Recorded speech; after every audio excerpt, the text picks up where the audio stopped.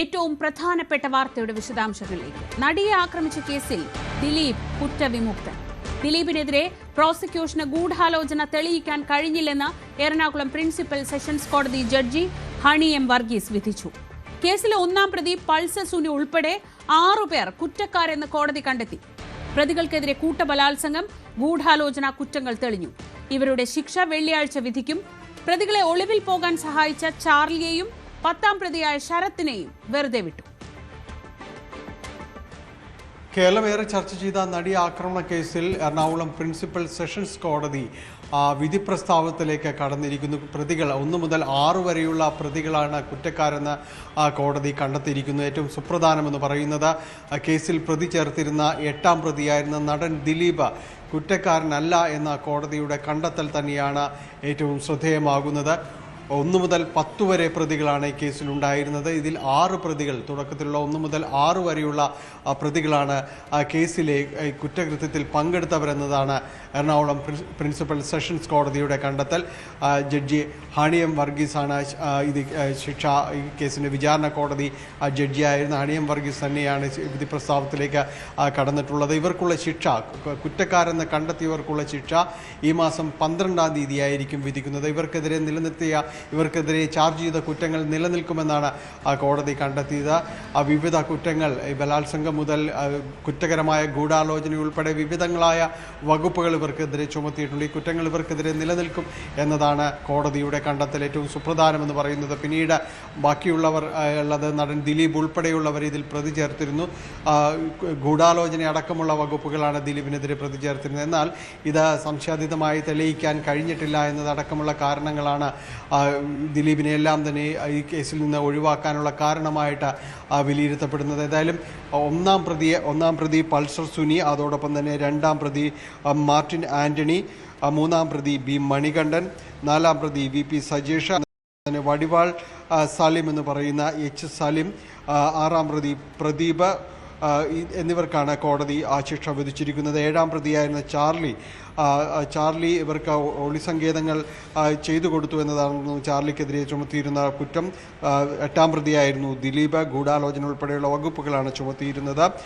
9ാം പ്രതിയായ സനിൽകുമാർ, മേസ്ത്രി സനിൽ എന്നറിയപ്പെടുന്ന സനിൽ, ജയിലിനകത്ത് വെച്ച് ഇവർക്ക് സഹായം ചെയ്തു കൊടുത്തു പ്രതികൾക്ക് എന്നതായിരുന്നു, പൾസർ സുനിക്കടക്കം സഹായം ചെയ്തു കൊടുത്തു എന്നതായിരുന്നു ചുമത്തപ്പെട്ടിരുന്ന കുറ്റം.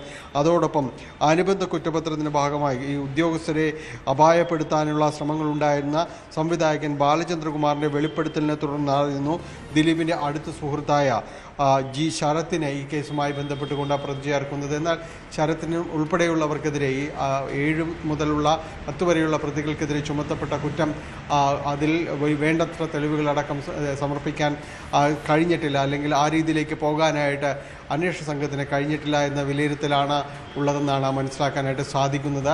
1 മുതൽ 6 വരെയുള്ള പ്രതികളുടെ ശിക്ഷ 12ാം തീയതിയായിരിക്കും കോടതി വിധിക്കുക.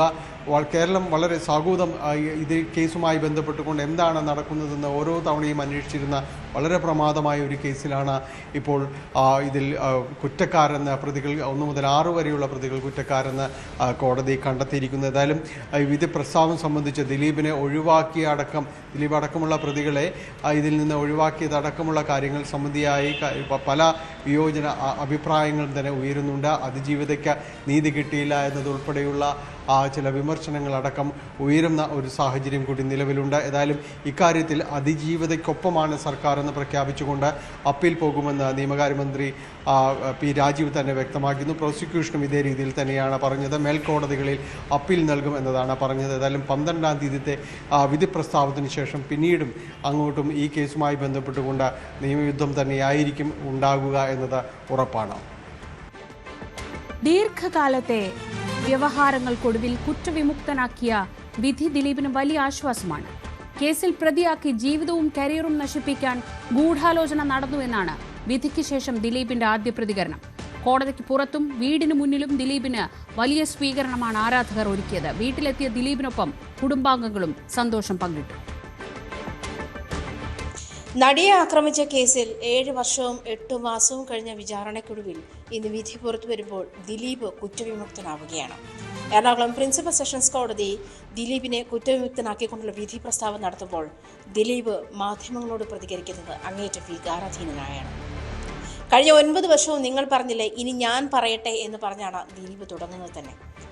മഞ്ജു വാര്യർ ഉന്നയിച്ച ക്രിമിനൽ ഗൂഢാലോചന കുറ്റം, നടിയെ ആക്രമിച്ചതിൻ്റെ പിറ്റേ ദിവസം അമ്മ സംഘടിപ്പിച്ച ദർബാർ ഗ്രൗണ്ടിൽ അമ്മ സംഘടിപ്പിച്ച പരിപാടിയിൽ മഞ്ജു വാര്യർ നടിക്ക് പിന്തുണയും അർപ്പിച്ചുകൊണ്ട് പറഞ്ഞത് ഇങ്ങനെയാണ്: ഇതൊരു ക്രിമിനൽ ഗൂഢാലോചനയാണ് ഇതിന് പിന്നിൽ.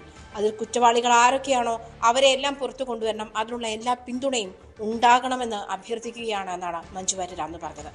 ആ ക്രിമിനൽ ഗൂഢാലോചന തൻ്റെ തലയിലേക്ക് കെട്ടിവെക്കുകയായിരുന്നു ഉന്നതയായ ഒരു പോലീസ് ഉദ്യോഗസ്ഥയും, അതും അന്വേഷണ സംഘത്തിൽ ഉന്നതയായ ഒരു പോലീസ് ഉദ്യോഗസ്ഥയും അവർ പറഞ്ഞിരിക്കുന്ന ചില പോലീസ് ക്രിമിനലുകളും എന്നാണ് ദിലീപ് പറഞ്ഞത്.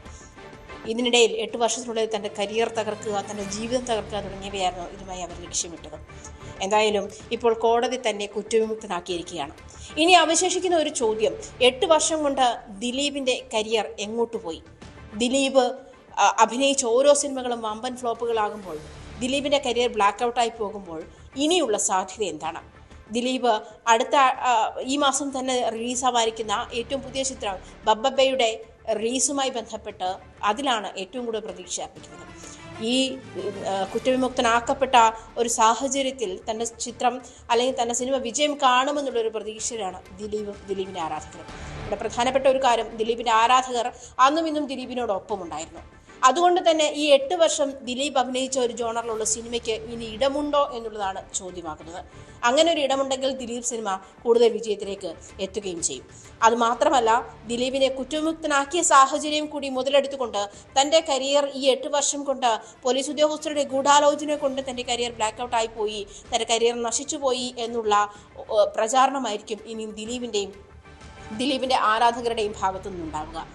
അതിജീവിത അല്ലെങ്കിൽ സർക്കാർ ഇതുമായി ബന്ധപ്പെട്ട് ഹൈക്കോടതിയിലും അല്ലെങ്കിൽ ഉയർന്ന കോടതിയിലും അപ്പീലിലേക്ക് പോകുന്നതുവരെയും ആ കേസിന്റെ പ്രൊസീഡിങ്സ് നിലനിൽക്കുന്നതുവരെ ദിലീപ് കുറ്റവിമുക്തൻ തന്നെയാണ്.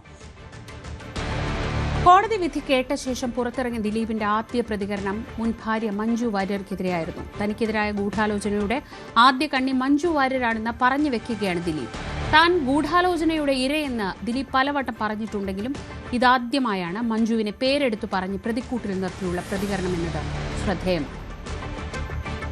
ഇതിന് പിന്നിൽ നടന്നിരിക്കുന്നത് ഒരു ക്രിമിനൽ ഗൂഢാലോചനയാണ്. ഈ ഒരു ഗൂഢാലോചനയ്ക്ക് പിന്നിൽ പ്രവർത്തിച്ചവരെ നിയമത്തിന് മുന്നിൽ കൊണ്ടുവരാൻ ഉള്ള പ്രവർത്തനങ്ങൾക്കെല്ലാം അങ്ങേയറ്റം പൂർണ്ണമായ പിന്തുണ നൽകുക എന്നതാണ് നമുക്കിവിടെ ചെയ്യാൻ സാധിക്കുക.